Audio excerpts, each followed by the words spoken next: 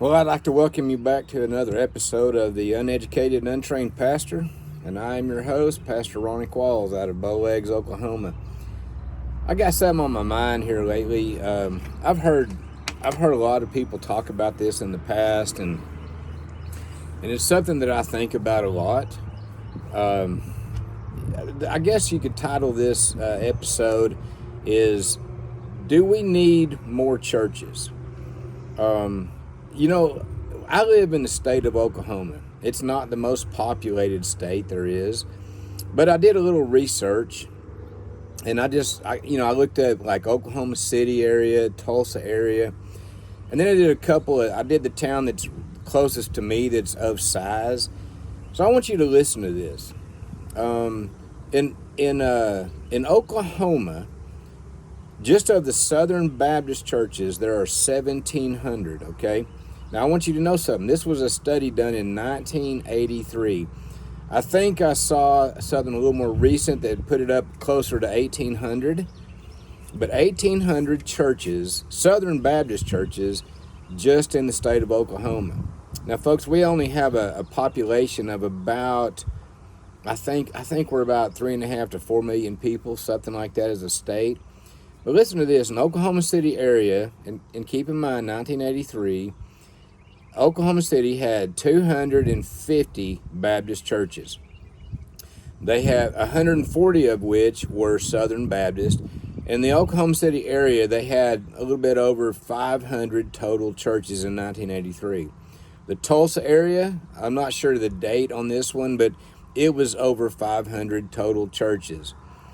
Now, both of those places, like Oklahoma City, if you take just Oklahoma City, I think there's a little over 500,000 people. I think Tulsa's about 350 to 400,000, something like that.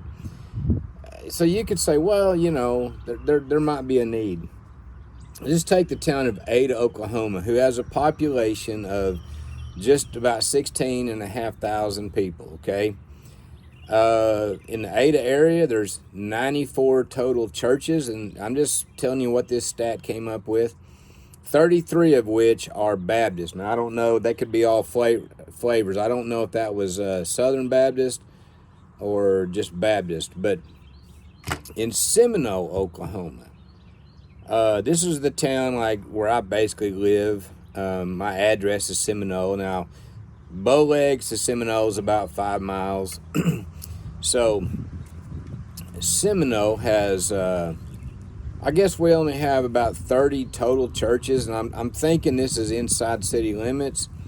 And in town, there's about, I couldn't tell if these were in town or some a little bit out of town, but 7 or 8 Baptist churches in town, and the population is about 7,200 people.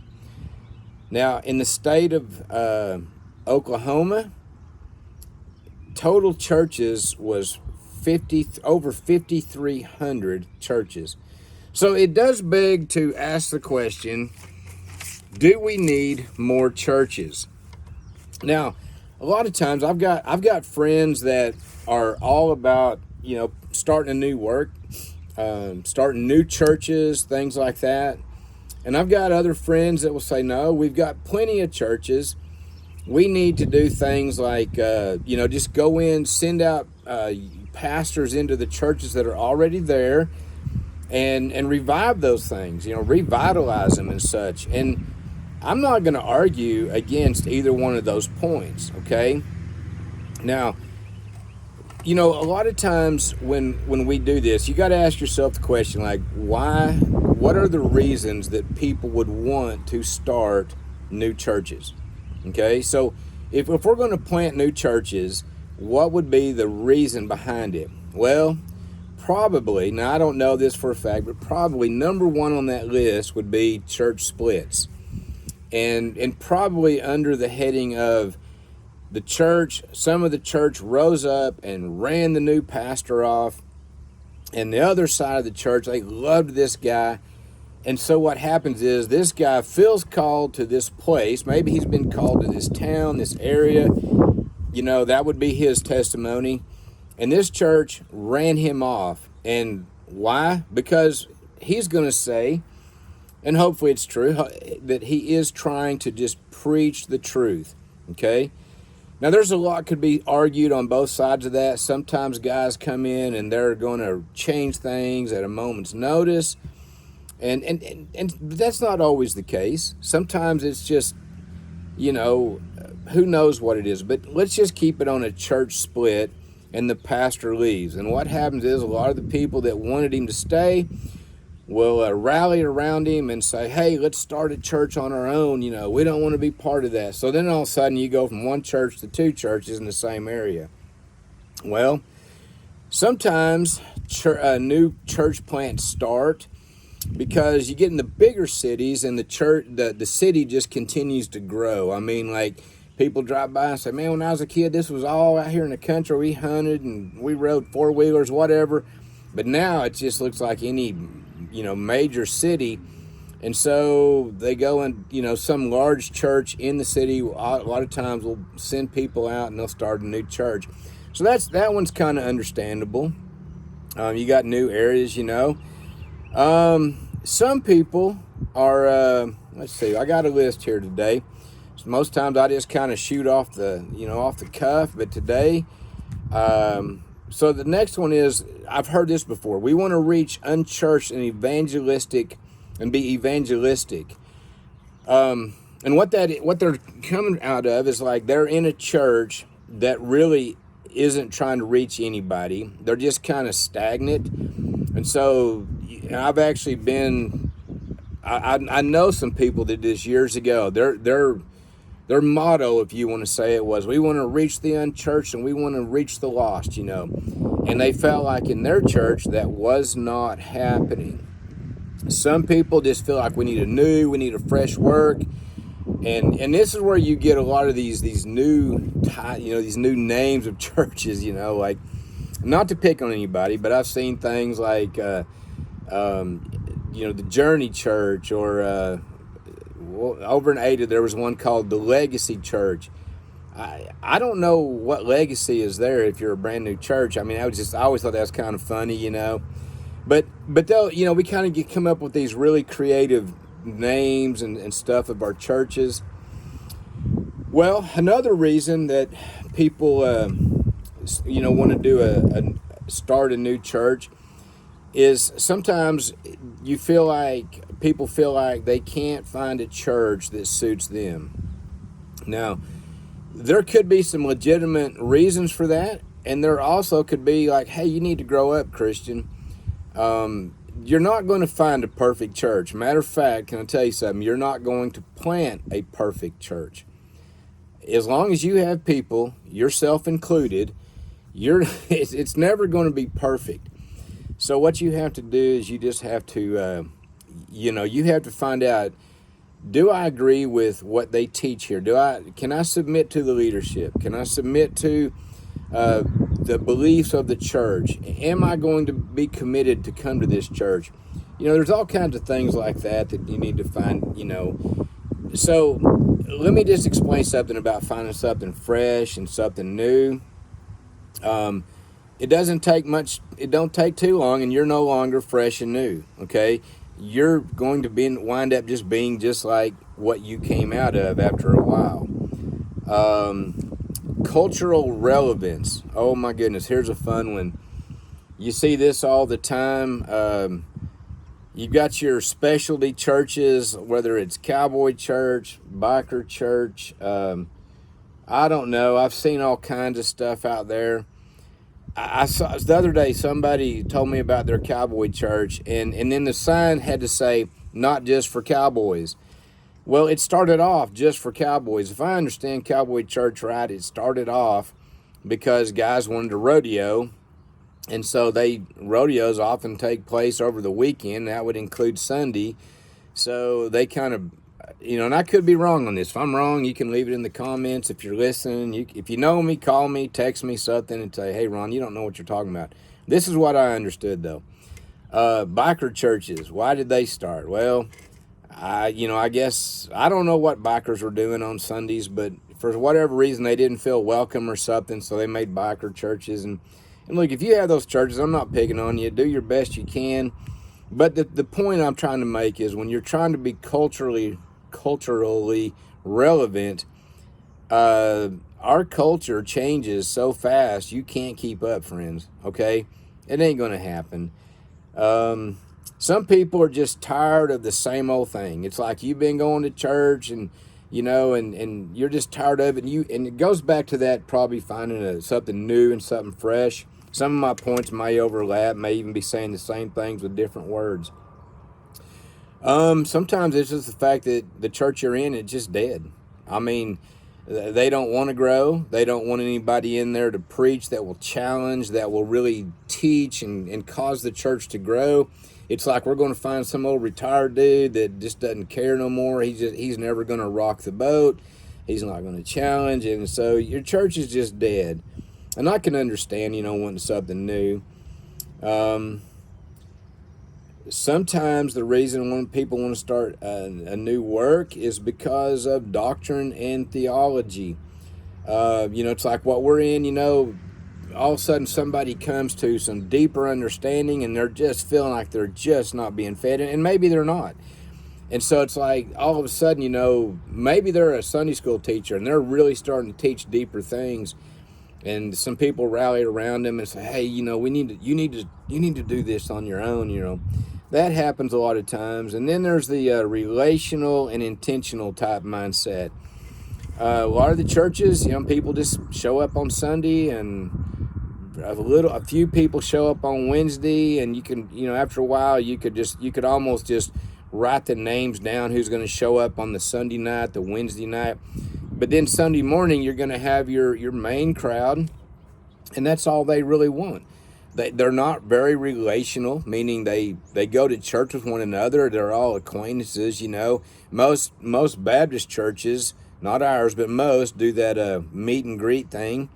It looks like kind of like awkward bumper cars, going around. And it's almost like they're being forced sometimes to do it. The times I've gone, I'm the visitor, and I'm looking around and I'm thinking, well, these people are all greeting each other, but they're not really greeting us. So I just go over and start talking to them, and you can tell they're uncomfortable. But the relational and then being intentional. Now the intentional is where you're really making an effort to be relational, but intentional could also involve evangelism. So those are just some of the things reasons why people would start a new church. Now, here's the problem with starting a new church. Say you're in that town that has almost 100 churches. The question must be asked, do we really need a new church? I mean, have we... And I'm going to tell you something. It gets old rather quickly when when you're trying to find a church. And I'm just going to tell you this: if you're looking for a church, I would strongly exhort you. I would encourage you when you go. And let's say you go 1-2 times and you really feel like, hey, these people seem pretty genuine. The preaching seems solid and stuff. Here's what I would tell you to do. Commit to going 3 to 6 months. I mean, faithfully. If there's something going on, if you can be there at all costs, try to be there and really get to learn the people, learn the pastor or elders, whatever they would have. Really find out. Don't just like see something, and jump in real quick. It's kind of like a lot of times a young man sees a pretty girl and man, he wants to marry her immediately. It's much better to get to know that girl, to find out if she's not crazy, and let her find out that make sure you're not crazy. So, I mean, you go to a place one time, and let me just say this: you could go one time, and it may be, this may be the guy's worst sermon he ever preached. And typically it's not like that. So you ought to give everybody a shot or two. And then when you really feel one that's kind of strong, really check it out. Commit to going for a time before you say, hey, I want to become a member here. So, we have those things right there. Now, so let me ask you this. If we have enough churches, let me get back to my point I was making. it does get old raising your hand. I'm the visitor. They give you the visitor card, and I don't think anybody's ever called me from that.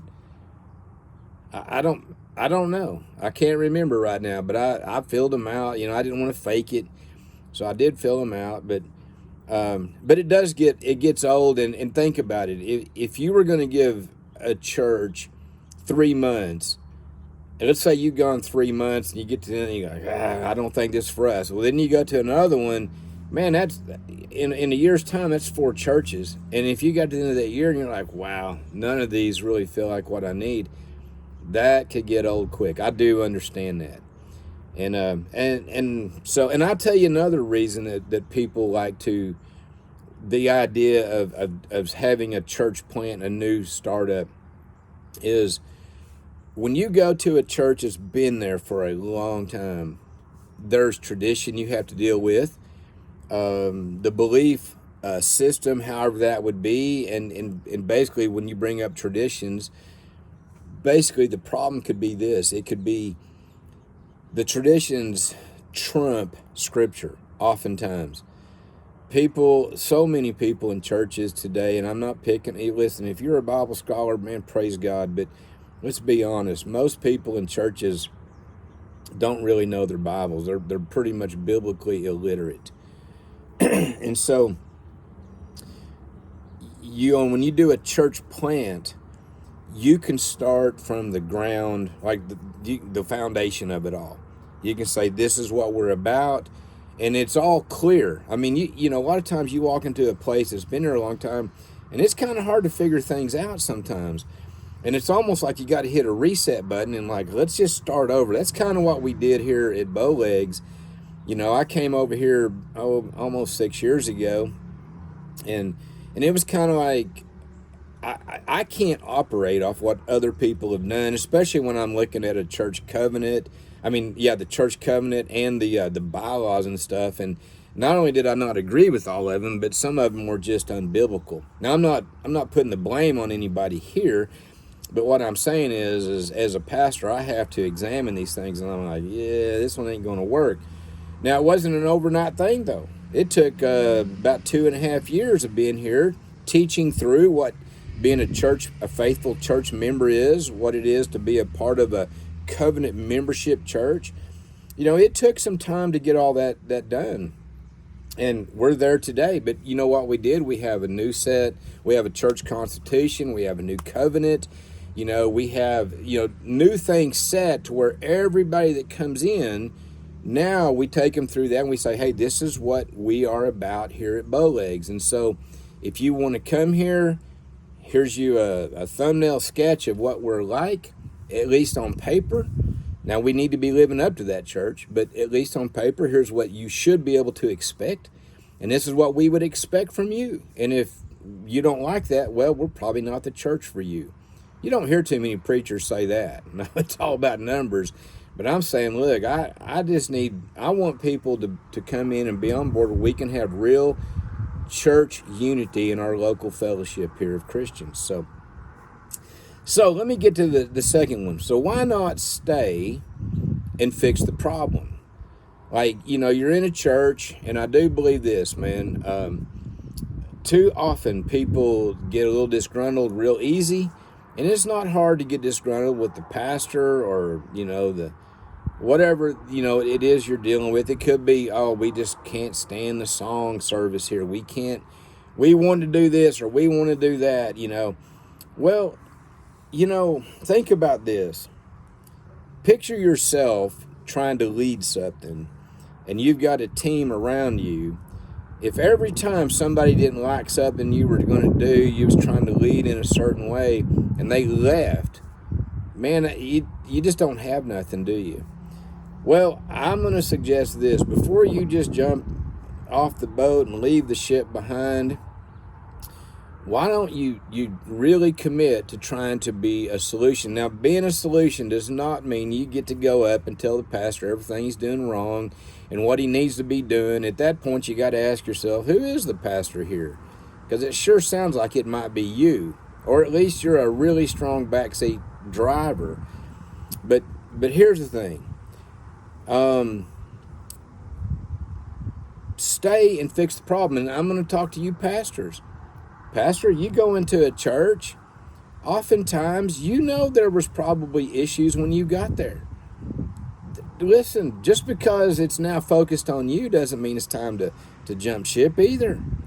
Listen, preacher, the ministry, nobody ever said it's easy. Nobody ever said it's going to just all go smooth. And oftentimes that goes for the preacher, it goes for the person in the pew. I've heard of preachers coming in, and Harold Smith tells one of a guy that came in, and in 3 months he got fired because he came in with an agenda, and he just wanted to just snap his fingers and tell everybody the way it's going to be. I mean, he told about one lady, been a Sunday school teacher or something for 60-something years, and now he tells her she can't be a Sunday school teacher if she don't sign the covenant. And she's like, what? Listen, folks, just because somebody else said that's what they do in their church doesn't mean that's going to fit in your church. You have to learn your people, okay? You have to learn. You have to go in and take these things slow. These are sheep. You're also a sheep. Now, God has placed you in the place of being an under shepherd as a pastor. But I don't want to get off my subject here. So why not stay and fix the problems? Well, a lot of times, here's what you hear, man. The deacons, they just control everything. And usually it's one, maybe two out of all the deacons. But there's usually some big dog deacon that barks really loud, and he may have control over the finances and stuff. And no matter what, he's going to get his way. I've seen people think that in a church, they think they have a vote. They think they have a voice and stuff. But the truth of the matter is, when that one guy really, growls and says, we need to do this. This is the way I'm voting. Everybody's afraid to buck him. Everybody's afraid to say, wait a second, I don't agree with that. Why? Well, Baptist deacon meetings and Baptist meetings in general are pretty famous or infamous, I guess you could say.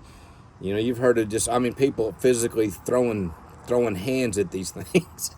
So it shouldn't be that way, but it has been that way. So, or you may not have deacon. I know in one case, there's several cases, there have been people that have had to deal with a family, a large family, or a couple of families that were in cahoots that just kind of ran everything. It wasn't the deacons. As a matter of fact, they ran the deacons. The deacons were afraid of these families. And I can understand wanting to leave that. I get that for sure. There's another reason that the church that you're coming to, it has a history of problems, probably from the first two reasons we just talked about, controlling deacons or families that try to control and run everything. Hey, I want to make one real quick statement about a deacon, just a point to consider. I don't know where Baptist. I don't know exactly when this happened. Maybe somebody can tell me. But this idea that deacons are the leaders of the church, friends, deacon by definition is servant. Deacons, listen, you are the servants of the church. You come along and assist the pastor or elders in the work that he's doing, because far too often, everybody, even the deacons, will say to the pastor, this is what we're paying you for. You got to do it all. Friends, no one man can do it all except for Jesus Christ, okay? And I'm just going to leave that alone. No pastor on earth today, in the past, present, future, can do it all. He may be running around trying hard, but he is going to wear down. You hear about pastors just getting exhausted and sometimes just leaving the ministry. A lot of times that's the problem. It seems like he's the only guy that knows how to preach the gospel. He's the only one that can tell people about Jesus. You get a lot of invites sometimes for lunches and dinners because they're inviting their unbelieving friends over so you can do your job. Lord have mercy. Well, so let's just go back to this. The church, a lot of these churches and small churches have a history of problems. I'm not going to name names, but I know a few places it's like, don't go there, man. If you go there, this is what they're like.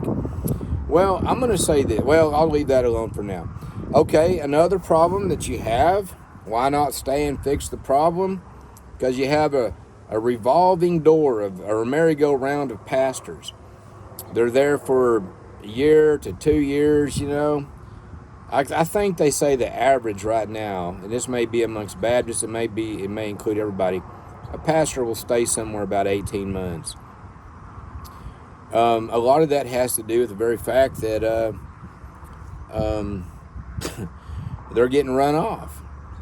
Sometimes they encounter trouble. There's a lot of pastors out there that they avoid conflict and confrontation like the Black Plague. I mean, they're not going to touch it with a 20-foot pole. Pastor friend, listen to me. It comes with the territory. There's going to be conflicts. There's going to be confrontations, whether you have to confront an issue or you're being confronted. You're not going to escape it. It's time to act like a man. It's time to man up, okay?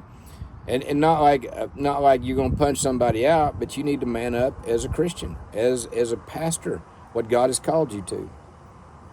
Another reason that you don't, why not stay, you come to mind that the church will never change. It's been this way forever. It's never going to change, and it could be because as long as this deacon here, or as long as these families are here, it's never going to change. And finally, you're just tired of it all. You're just tired. You're tired of the fight, and maybe it is time to go. So these are the things that you got to, you look at of like why people start new churches, why people won't stay and fix the problems. Let me ask you a question. If this is a church, say the traditional church has been there, shouldn't somebody stay and try to fix the problem? I mean, think about this. There were 7 churches in the book of Revelations that Jesus, had John write to. And 5 of them had problems. And he gave the commendation, then he told what he didn't like, what you're doing wrong, and then he gave the remedy. Somebody has to stick around. Now the difference between then and now is that was the only church in town. Now, if you get upset, somebody gets upset with you, you can run down the street, you can run across town, you can talk bad about everybody that you said you loved before, and, so, but you got to think about these things. I've had friends go into troubled places and be praying about, should I come here, I mean, they can see when they're invited to preach. I mean, the people, the teenagers, the adults are responding, and a lot of times, man, they're in a good church. They're in a place they love everybody. Man, things are going good. They don't want to leave. And I know one brother one time he was making up a pro and con list. Like, here's the reasons why I would want to come, and he's listing this out. And then he has the con part, like, well, here's what I don't like. Here's what would keep me away. So the third point I'm going to make, rolling into from that, what I'm saying into this, reminds me of the old rock song in the 80s by The Clash. Should I stay or should I go? Should I stay where I'm at? Should I go into a new work or something? Leave and go to another church? Well, some people are going to say, hey, we need a new work. Some are going to say, we don't need to go, we don't need new churches. Well, the answer really lies in this. What is the Holy Spirit leading you to do? What is the Holy Spirit leading you to do? Friends, I got to hold my tablet real quick because the wind's kind of blowing. And I hope this ain't showing up in these recordings, this wind, but it's blowing a little bit here, not too bad. It's a pretty nice day out there, actually, right now. Okay, so I got one friend, Brady Brewer. Brady felt called to go to the streets, and I mean, probably one of the best street preachers the best I've ever been with personally, is, I guess I'd have to say. No, I mean, I retract that. I mean, I'll put it this way. There's some guys that are out there doing it right. Brady is definitely one of them that does it right. There's a lot that don't do street preaching right, and I'll just leave that alone. But what happened was Brady was preaching in the south side of Oklahoma City, or in Oklahoma City, and he thought, man, I don't know where to send these people. You know, people would come and want to talk and didn't know where to send them. Now, he could spend a lot of time trying to find it out, but through several events, God had a brother named Jeff Rose ask Brady, he says, you ever thought about planting a church? And I don't know exactly how it happened, but right at about that moment, Brady's like, it just kind of hit him. And he just felt this call of the Lord to do that. And so that's what he's done. So I got one friend that went and planted a church, 116 Bible Church in Oklahoma City. If you don't go to a church and you're in Oklahoma City and you're looking for something that preaches the word, evangelizes, a very loving little church or small group, but man, they're such sweet fellowship there in unity. Check them out. I think you can check them out on Facebook, 116 Bible Church in Oklahoma City. Check them out. Well, I have another friend that was a pastor for about 14, 15 years in Arkansas.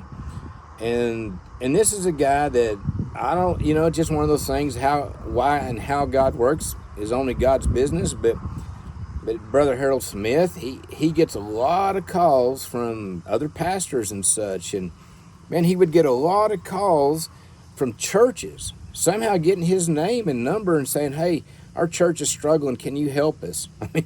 They would even say, we want you to come be our pastor. And he wasn't going to do that. Not on a phone call or something. But what God ended up leading him to do was, hey, y'all like my revival literature hat? Shout out to Brandon Harold. They're probably coming out backwards. I don't know. But anyway, revival literature. Look them up, man. They got a lot of good books. But what Harold was called to do was what he calls church revitalization. And what he does, they find him, but churches will call him. But what he's looking for is churches that are pretty much on life support. They're down in number. They're just everything. It's like the question really is this: should we continue on, or should we just close the doors? And so what he does, he'll go in there for four Sundays in a row, and he preaches. And at the end of those 4 Sundays, he meets with whoever is considered the leadership, maybe the whole group, if you're small enough. But he says, look, I think I can help. Or he might tell them, hey, look, you just need to shut the doors. You're not willing to change. You're not willing to do anything. You just got to shut the doors. But when he talks to him, he tells him what he can do, and all this. And so far, there's been a church in Arkansas and one in Oklahoma. I think that's it so far. But he was at each place over a year. And at the end of that time, when it felt like everything was coming together, he knows a lot of pastors. And he puts pastors and churches together, and both places are flourishing. So you have what you have there is you have churches that had been there a long time.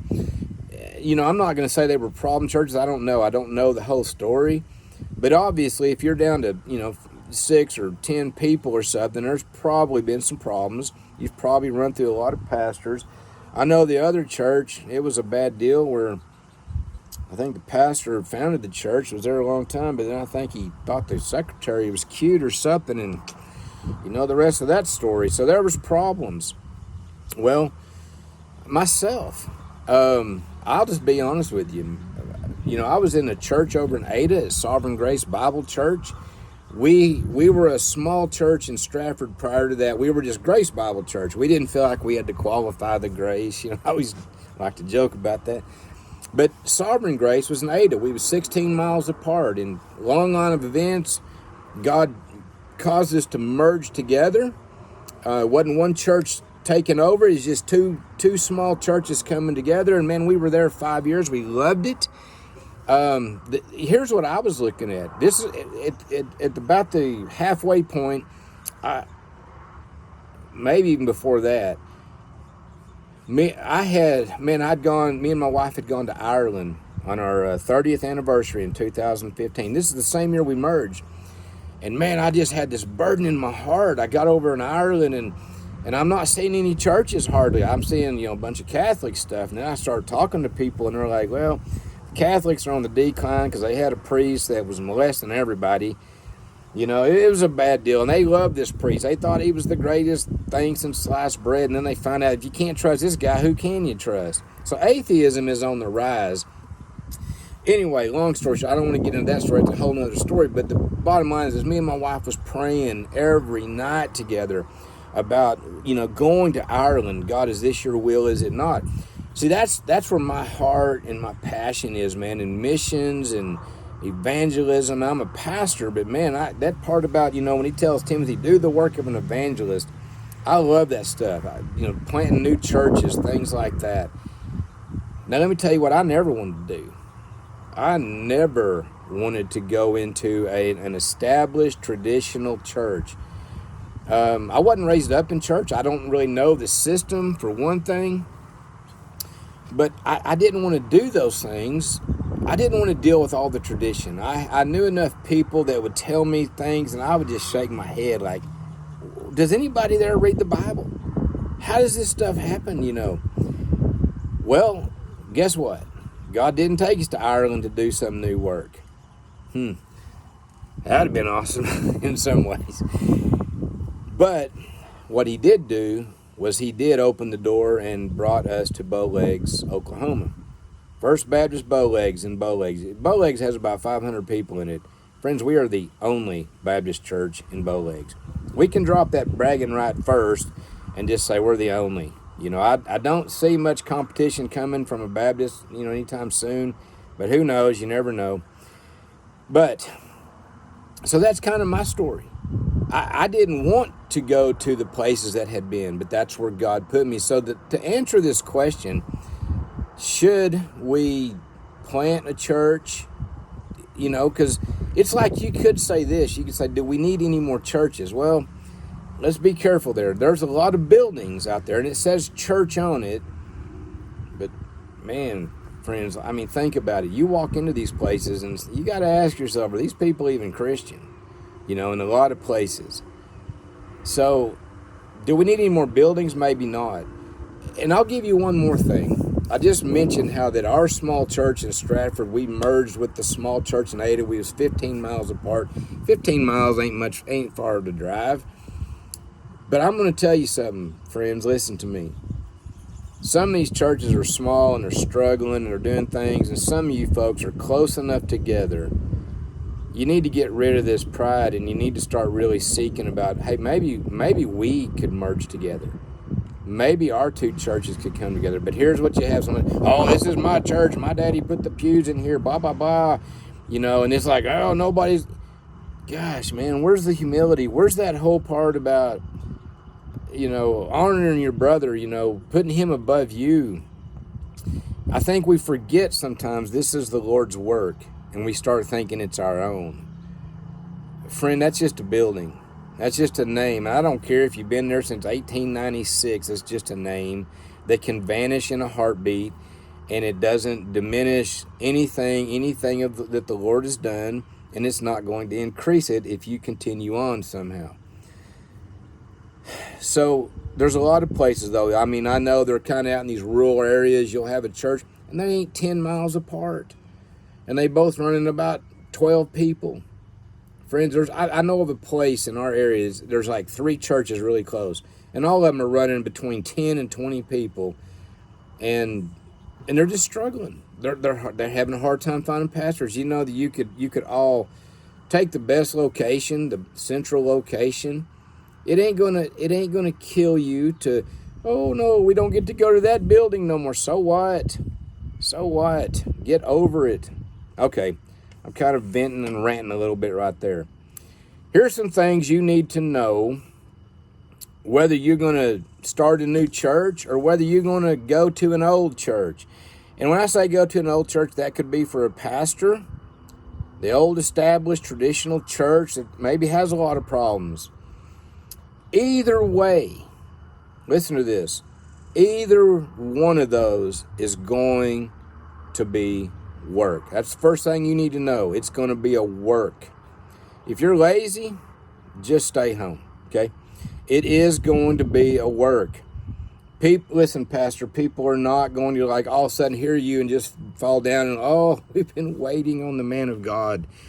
It doesn't happen like that. They're going to love some things you do, and they're going to hate other things you do. So the first thing you need to know is it's going to be a work. Second thing that I would say that you need to understand is Rome wasn't built in a day, as they say. It's going to take some time.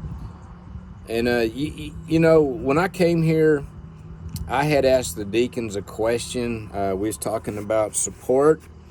And I just told them, I said, I feel like this is not a part-time gig. I feel like this is a full-time thing. And I said, now, if we don't have the support to do that, then that's okay. I've most of my preaching, my pastoring life has not even been bivocational. I worked a job, and I didn't get nothing from the church. I didn't think nothing about it. I mean, God had called me to do this. So the thing of it is I asked them a question. I said, if you think this is a full-time gig, are you committed to seeing this happen? And every one of them said yes. And I said, all right. And then one of the deacons, my oldest deacon, Brother Dean, he says, well, I'm going to ask you something. He says, are you committed to this church? Man, I thought that was a fair and a great question to ask. And I just said, I can just tell you this. I'm not coming here with a 2-year, 3-year, 5-year, 10-year plan.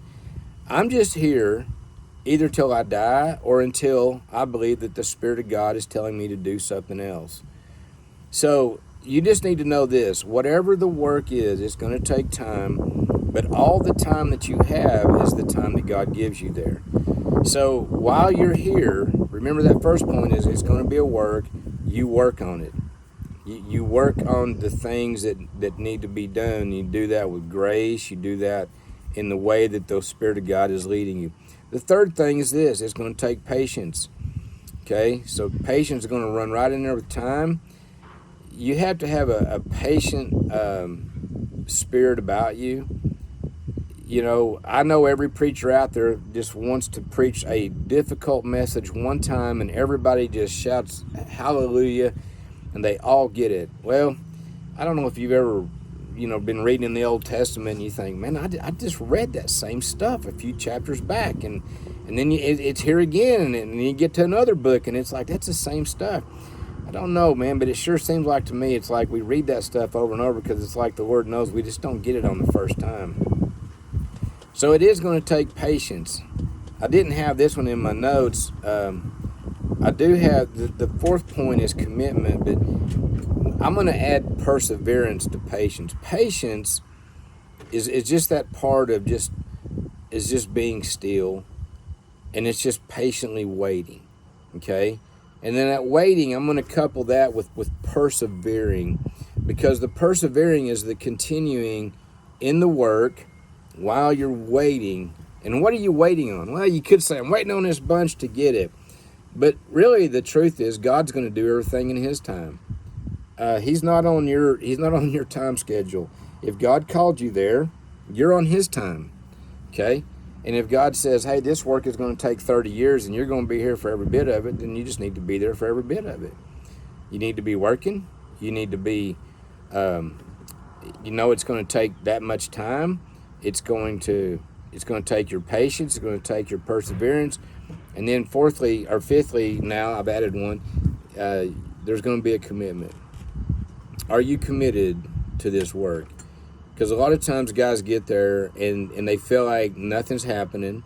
They feel like, they don't say it like this, but if you was going to say it, you're saying God's just working too slow for me. And instead of having that commitment, just that to keep working, and you could probably throw hope in there.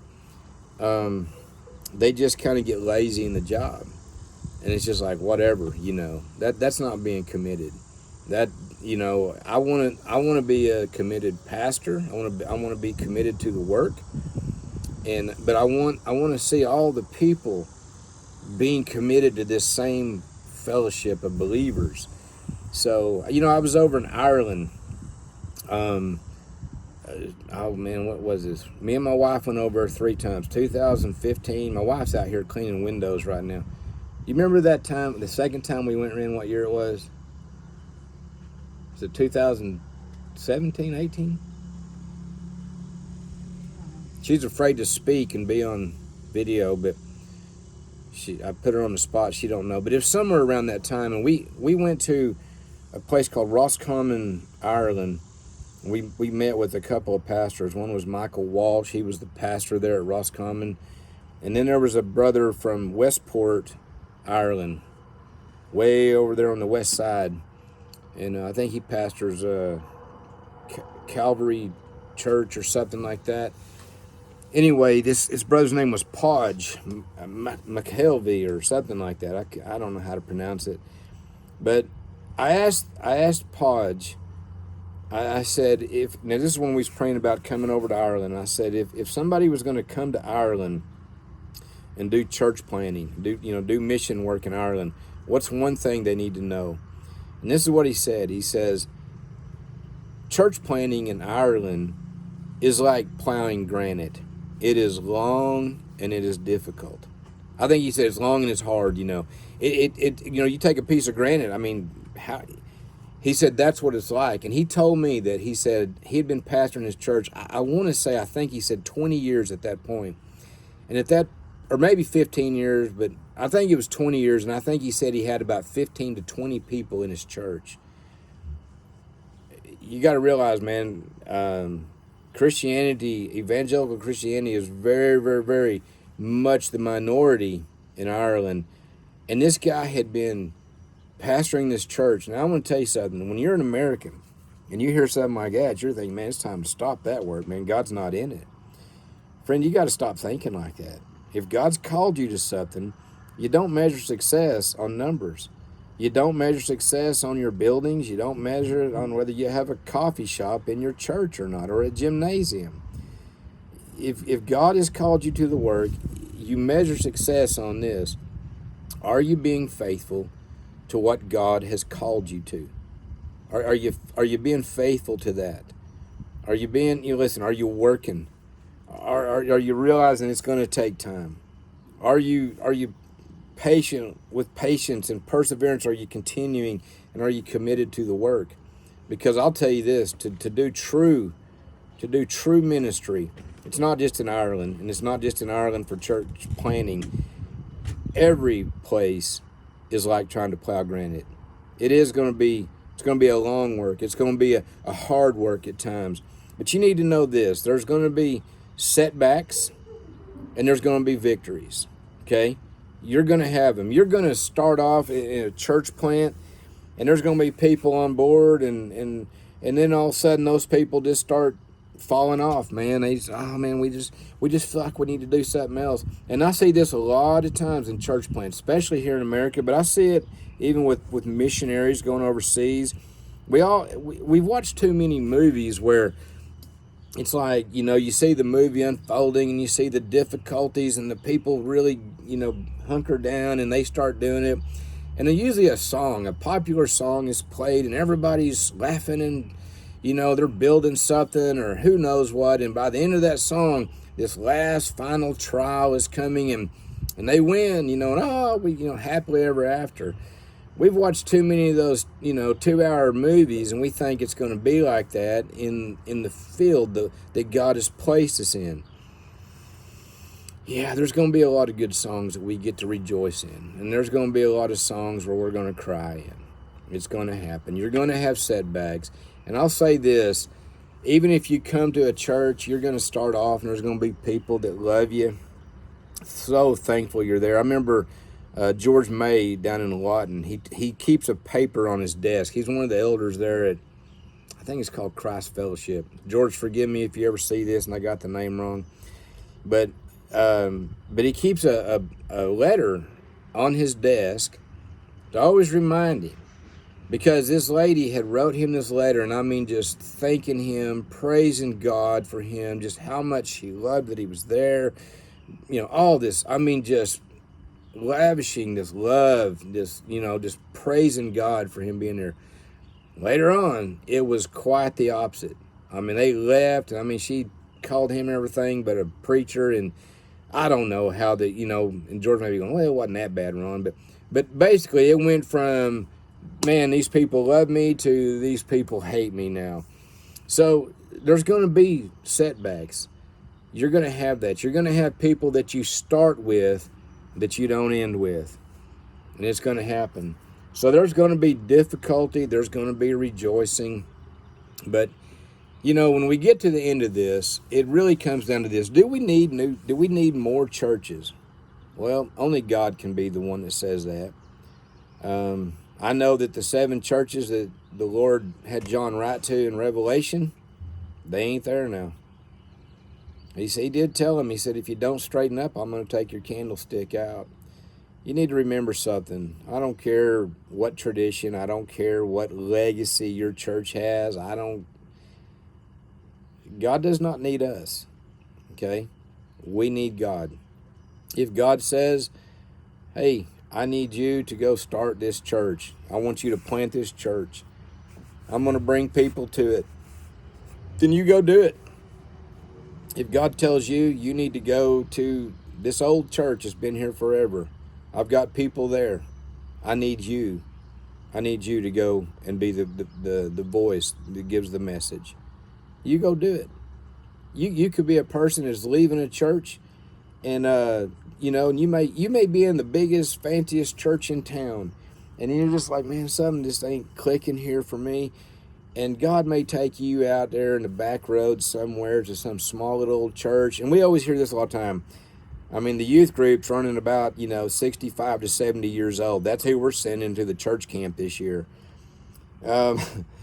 I remember I used to tease my mom and dad. I mean, they were in their like early 70s, or 60s and 70s.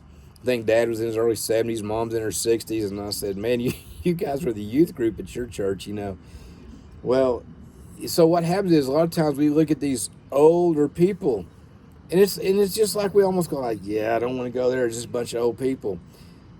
Quit getting caught up in nonsense like we got to get young people in here. We got to get this. We got to get that.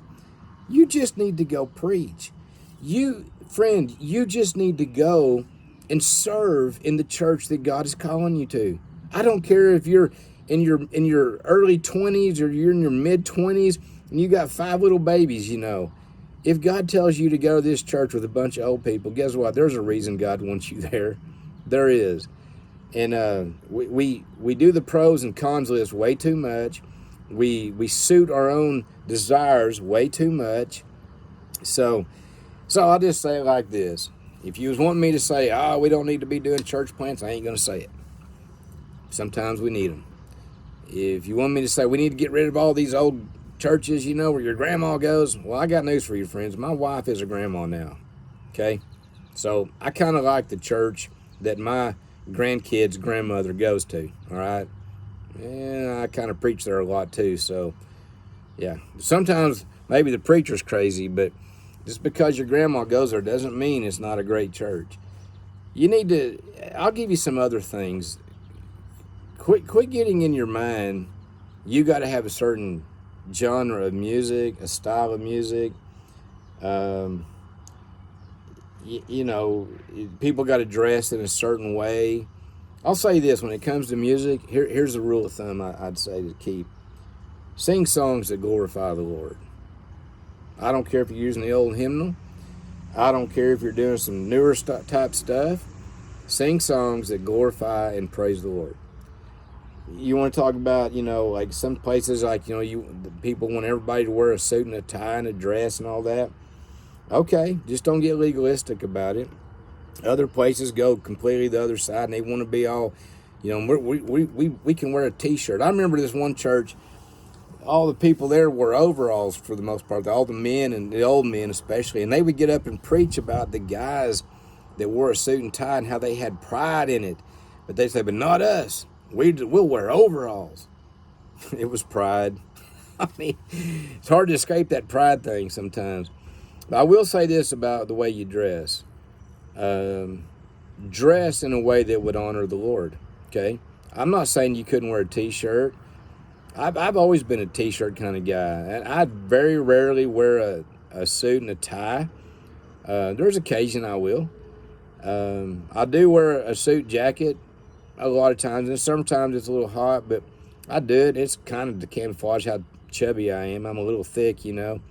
Doesn't make me less thick. It just kind of, I don't know, puts another coat of paint on it, and, you know, they just think, well, he's kind of stocky, you know. Give me a little bit better name there. But I will say this, and ladies, this is just a side note. Hey, if you're going to wear yoga pants, could you just wear a shirt that will cover your hiney? And cover it pretty good, too. Just do that for us. If you're going to wear shorts and you're going to wear a big T-shirt, make sure the shorts come out far enough that we know you have something on under the shirt.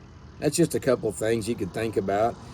I'll just be honest, that's a ridiculous way to dress to come to church. Yeah. So I've said it. It's out there. Listen, it's been about 55 minutes, a little bit over on this one right here, and this is just me by myself. If you like what you hear, share it. You know, it don't matter. It may just be you.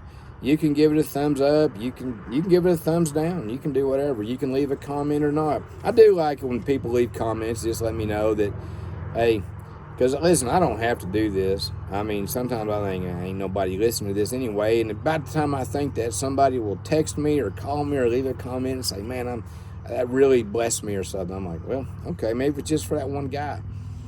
But anyway, this is Pastor Ron. I'm going to be signing off for now.